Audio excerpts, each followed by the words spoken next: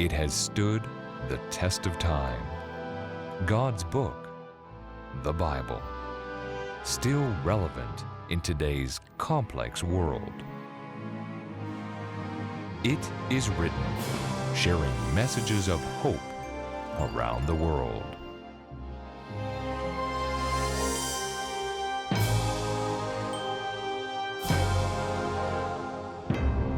Friends, thank you so much for joining It Is Written.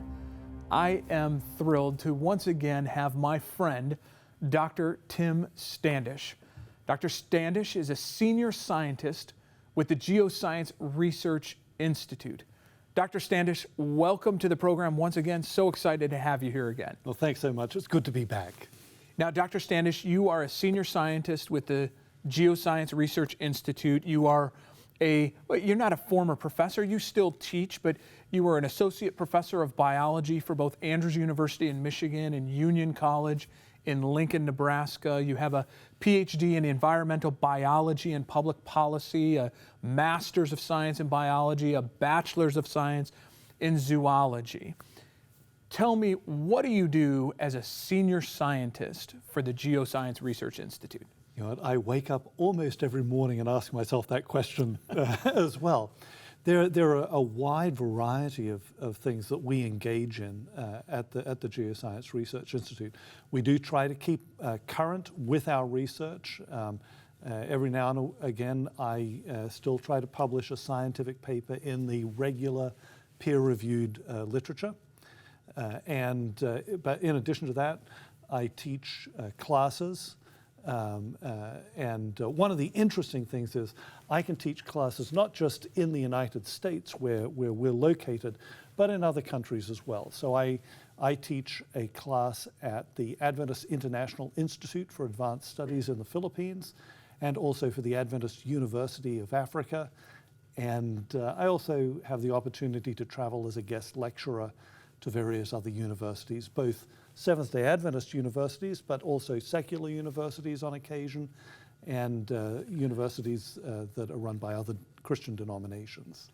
That is fabulous, and I am so glad that you've actually taken the time to come to Canada and to teach in this classroom, a classroom that's broadcast all across the nation. Now, Dr. Standish, just as a point of reference, what is the geoscience? You talked about being current in its study. What is the Geoscience Research Institute dedicated to? What's its mission? Well, obviously, our mission is ultimately to draw people to a saving relationship with Jesus Christ, our Savior and Redeemer. Yes. At least that's my mission in life. Sure. Now, in addition to that, we want to shed light on science and the way in which scientific understandings of reality work with biblical revelation. Okay, very good. And you know, there are a wealth of resources at the Geoscience Research Institute website. What's that website if somebody wants to go and visit that site and get to some of those resources? It's GRISDA.org. Very good. And there you can find articles and all kinds of resources. And our blog is updated regularly. We put out blogs, and you can get to those very easily through the website. And of course, we encourage people to join us on Facebook as well. We have interesting things coming out continually on our Facebook page. Fantastic. Now, Dr. Standish, we kind of left everybody on edge with last week's program. We had been talking about origins, where are we from, and we left off with Paul at Mars Hill in a showdown with the Epicureans and the Stoics. Now, before we get to what happened there, maybe it's just a point of reference and a little bit of review. Who are these Epicurean philosophers, and why are they important to this discussion on origins? The Epicurean philosophers were followers of a philosopher named Epicurus. And Epicurus had taken atomistic philosophy, the idea that change occurs around us as a result of atoms moving. Okay. By their own volition, not being guided by anything. It's just their nature to keep moving and rearranging themselves. And just to hit a pause button there, and that is originating with another philosopher. That's right, Democritus. Democritus. And so Epicurus is maybe not is he a direct student of Democritus? He's more of a disciple of Democritus. Okay. So the Epicureans are following on this line of thinking of atomists, yes, that atoms merely rearranged is how things come into being, yes, which in essence means there's nothing new in the universe. The universe is simply a constant and I'm oversimplifying it, but a constant rearranging of atoms. Yes, it's just the nature of things. Okay. So let's talk more about these Epicureans. So they're these descendants of Democritus and atomism. And so what else are they believing? How are they explaining? They believe that the only way to, or the best way to get knowledge is through our senses. The only reality is what we take in through our senses. That's why we associate them with hedonism, with good food and good drink and the good life, which is what the philosophers were seeking to talk about. They believed in avoiding pain and seeking pleasure. Okay. So let's now revisit then Mars Hill. Paul shows up at Mars Hill, and there are the Epicureans and there are the Stoics. And we'll come to the Stoics in just a moment. Paul gets there, and many of us know the story. Paul shows up and he sees all these different altars built, and one in particular is built to the unknown God. They were covering all their bases. Yes. Yeah. And what happens now when Paul engages, and maybe even better to step back even a few, what's happening at Mars Hill with the Epicureans, and why are they there at Mars Hill? What's happening amongst them? Well, apparently Mars Hill was the place where people met to discuss things. There were two places in Athens. There was the Agora, that was the marketplace. Okay. And this is where Paul is going around and seeing everything that's going on. But then the more serious discussions are going up on this sort of small hill above the Agora, called the Areopagus or Mars Hill. Okay. And this is where the scholars are. Mm-hmm. And they're discussing these different philosophical ideas. That's what Athens was all about. Yes. And so they heard Paul making some arguments in the marketplace. And they asked, hey, what's this new idea this guy's talking about? And they invited him to come up and tell them in a more formal kind of setting what his idea was. So he came up there and he took advantage of what he had observed going on in that society. Now, it's pretty obvious to me that he understood what the Epicureans believed, and he also understood what the Stoics believed, because he also was a philosopher. He'd probably studied what these philosophies were about. And the interesting thing to me is that he sort of came in at a point where they would have already been having discussions. Okay. And now is probably a good time to talk about the Stoics. Yeah, I was just going to say, so we talked about these Epicureans and what they believe, and their being descendants of atomism, but now we have the Stoics. Who are the Stoics? What do they believe? What are some important things to know about them? So you'll remember that the Stoics, they believed that everything just sort of happened by itself. There were no gods who were intervening in things. The Stoics believed that God was kind of part of everything. Okay. Okay. there are people today who have a similar way of thinking about things. They believed in something like the one, that nature itself was sort of imbued with godness. Okay. And that as a consequence of that, the things that we see going on were part of the nature of that God that was there. So they kind of believed in something like divine action, while the Epicureans, Yes. did not. Okay. So the Epicureans, gods or God, not involved. Yes. They exist, but just not involved. Yes. Whereas the Stoics, God is not just involved, but kind of involved in everything, almost the very essence of God being in the plant, God being in the stone, so to speak. Yes, and certainly in the human And in the human. and all the rest of it. Yes. Okay.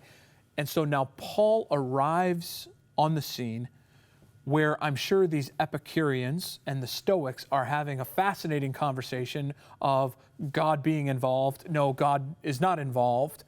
And Paul arrives at this conversation. And you can see how he sort of jumps into the middle of it. There's one God, the unknown God who is there's one creator God, let's put it that way. And so he's in this, he's making a connection with them by being part of that discussion. Now, what he's trying to lead them to is an understanding of this creator God. Mm-hmm. And that's where things get really interesting.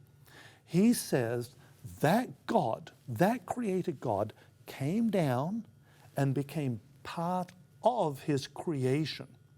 And you can sort of see the Epicureans being uncomfortable about that. Sure. Because they didn't believe that the gods had anything to do with the material world. They believed they were more safely dealt with by keeping them very distant. Yes. And you might see the Stoics sort of nodding knowingly a little bit, but it had some problems for them as well, because that would mean that God was not part of his creation in the first place. And so this was beginning to blow the minds of both of these people. And then Paul brought up the unthinkable, that Jesus Christ died and was raised again. Okay. And that is when apparently bedlam broke out. Yes. There. Because the Stoics, this was just mind-blowing for them. And for the Epicureans, it was mind-blowing too. The idea of, obviously you've got divine action there. Everything's wrong with this idea. They really struggled with it in both philosophical systems. So you have the Epicureans, of course, that are going to be incredibly uncomfortable with Jesus because the gods don't interact. Yes. You have the Stoics that are also going to be very uncomfortable because God is interacting, but he's interacting not inside of the creation, but upon the creation or outside of the creation. And then even more mind-blowing is that this divine being dies and is resurrected. It just doesn't fit with their concept of what a God could possibly be. Now, why is that so important? I mean, why is Paul's interaction there with the Epicureans, the Stoics, why is that so important? And what does it have to do, or how is it applicable to our question about origins? I think that Paul really tells us himself. If you look at a map of Athens, which is where Mars Hill is, or where Paul was having this conversation, Yes. and Corinth, you can see that they're actually quite close to each other. And the next city that Paul went to was Corinth. And he wrote a letter to the Corinthians, and he tells them, when I first came to you, I made a determination. I decided that I would preach Jesus Christ and him crucified and nothing else. Yes. this understanding that God not only is necessary to account for what we see around us, account for the origin of everything, Yes. but that God who created all things loves us and was prepared to become part of his creation to redeem it is basically the gospel.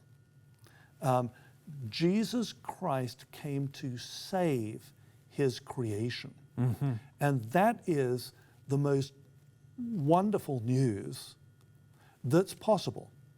The alternatives are in many respects almost unthinkable. If you're an Epicurean,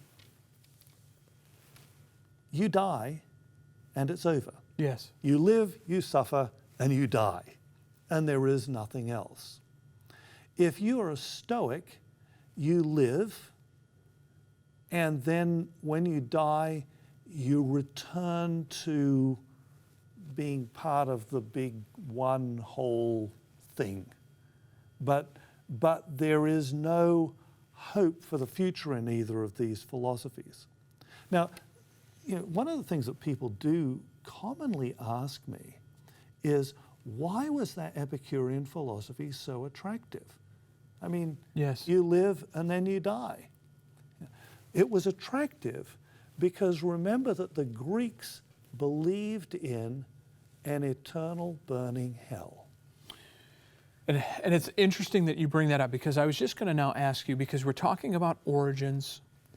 We've brought, and not that we've brought Jesus into the picture, but Jesus enters the picture as we talk about origins and the saving of humanity. Yes. And we have science and philosophy that seem to want to venture away. And then you've said something now that's very interesting to me. The Epicureans, the Stoics, were all familiar with Greek philosophy and mythology, that the end of some is an eternal burning hell. Yes.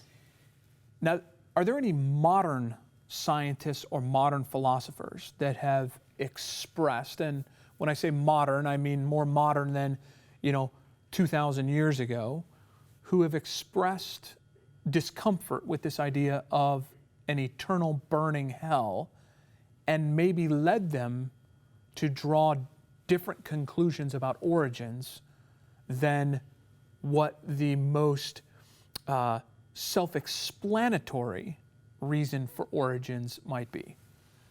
Yes. This has been something that people have struggled with for a very, very long time. Imagine believing that you face burning in hell forever because you're going to be judged after you die, and not having a savior. See, that's the fabulous thing about Christianity. Yes. It's almost an unthinkable thought that there's hellfire for us. I think most people know deep down inside that they are not naturally that good. And if you're trying to earn your way into heaven, or alternatively, you know that you've done something terrible, you can never make it right, then the only possible outcome for you is eternal burning hell. Any alternative is going to be attractive. So I actually noticed this first in the writings of Charles Darwin. Now you've got to remember, Charles Darwin trained as a theologian. Yes. He was being trained to become a priest, which is something that most people don't know. Most people think, oh, he was trained as a scientist. No. Although the priests were trained in the natural sciences at that time. So he did get some reasonable training along those lines. But I want you to listen to this that he wrote in his autobiography. Imagine Darwin as an old man. Yes. And he is telling his children and his grandchildren, this is how I came to my convictions about things. And he's arguing about Christianity. He says, I can hardly see how anyone ought to wish Christianity to be true. For if so, the plain language of the text, he's talking about the Bible Yes. here, seems to show that the men who do not believe, and this would include my father, brother, and almost all of my friends, will be everlasting punished. And this is a damnable doctrine. Wow. Darwin seems to inherit this understanding that if God is kind of poised in heaven, waiting to destroy eternally, to punish eternally those who don't believe, it almost seems, and I want to be careful because I don't want to judge Darwin entirely, but it almost seems that this idea possibly drove Darwin to some of the conclusions that he came to. Well, it certainly was a motivator, and I think that that's undeniable when you look at what he wrote and the things that he argued for. In many respects, what he is making is not a scientific argument, it's a theological argument. You know what the sad thing is about this particular quotation that I gave to you? Is how completely it ignores the Bible's offer of salvation. Yes. Yes, it warns us that there is punishment for the wicked, but it also tells us that salvation has been won, and it's not a matter of works. None of us can win our own salvation. We're all born evil. We all know that deep down inside. We know we're not perfect, and we know we can't be perfect. And that's why we need the saving grace of Jesus Christ. And Dr. Standish, as we are running out of time and wrapping things up here, this is astounding. We've asked the question, where do we come from? Where are we from? And we've seen this issue of origins, and we're going to continue this conversation because I think there's more that we need to talk about here. We've kind of unpacked a package that maybe needs a little bit more explanation. But what a fascinating and wonderful thing it is to know that not only did God create us, but God has redeemed us. And that is a tremendous message. Dr. Standish, I'm going to give you the last word here for just a few seconds. The Bible talks about a new creation. We become new creatures in Jesus Christ. God is going to make all things new. And that is what makes the origins question so crucial, because it informs what is going to happen in the future. Dr. Standish, thank you so much for this beautiful outline of not only where are we from, but also where we are going. It's out of your hands, you've done all you can do. You've given God your problem, it's no longer up to you. You've prayed the prayer of faith, you're standing on God's truth. While you're waiting for an answer, He has a question for you. Is anything too hard for God? Who's got a problem beyond His power to solve? Are there situations He's not the master of? Is anything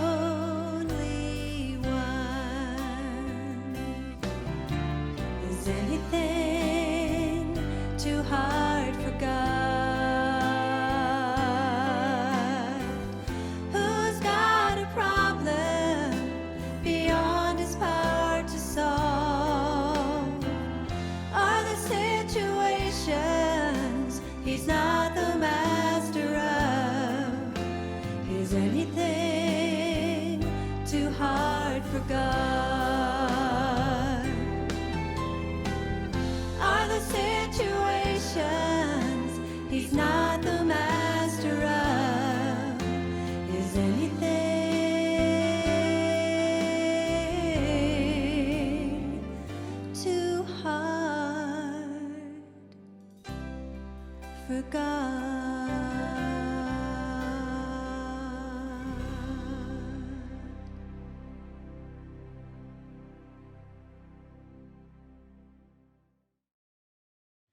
Dr. Standish, I want to thank you again for such an insightful discussion on where we've come from. Well, it's certainly the most interesting thing out there. We could obviously talk a lot more about it, and I look forward to being back with you next week. Absolutely, we will talk more about it next week. Friend, I want to encourage you to tune in next week. Until then, remember, it is written, man shall not live by bread alone, but by every word that proceeds from the mouth of God.